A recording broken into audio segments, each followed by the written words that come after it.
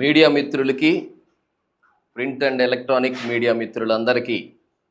నా హృదయపూర్వక ధన్యవాదాలు తెలియజేసుకుంటూ ఉన్నాను. అదేవిధంగా రాష్ట్రంలో కని విని ఎరగని రీతిలో ఈ రాష్ట్ర ముఖ్యమంత్రి వర్యుల్ని మరొక్కసారి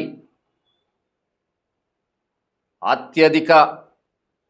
ఓటింగ్ శాతం పెరిగి ఆ ఓటింగ్ అంతా కూడా గౌరవ వైఎస్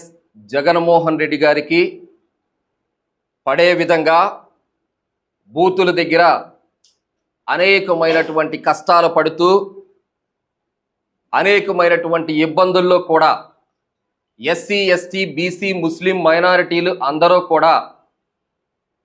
ఓట్లు వేసి మరొక్కసారి ముఖ్యమంత్రిగా తీర్చిదిద్దేటటువంటి పరిస్థితి ఉన్న ప్రజలకి నా హృదయపూర్వక వినమ్రతతో ధన్యవాదాలు తెలియజేసుకుంటూ ఉన్నా. ఓటర్ మహాశీలు అందరూ కూడా జగన్మోహన్ రెడ్డి గారి నాయకత్వాన్ని కోరుకొని మరలా జగన్మోహన్ రెడ్డి గారే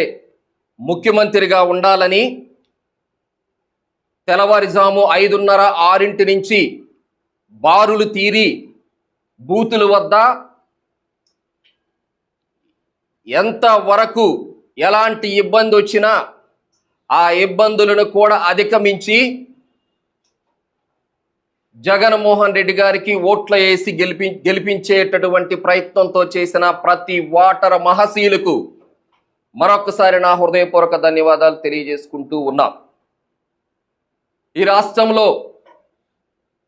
కని విని ఎరుగని రీతిలో అనేకమైనటువంటి ఓటింగ్ శాతం పెరగటానికి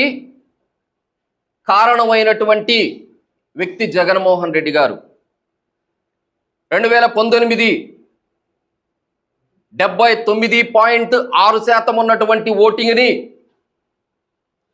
2024 81-86% ఓటింగ్కి పెరిగే విధంగా చేసి ఆ ఓటింగ్ని ప్రతిపక్షాలుగా ఉన్నటువంటి ఉమ్మడి ఈ కూటమి వారు దాన్ని బలంగానో మాకే యాంటీ ఇన్కంబెన్సీ అనే ఉద్దేశంతో ప్రభుత్వ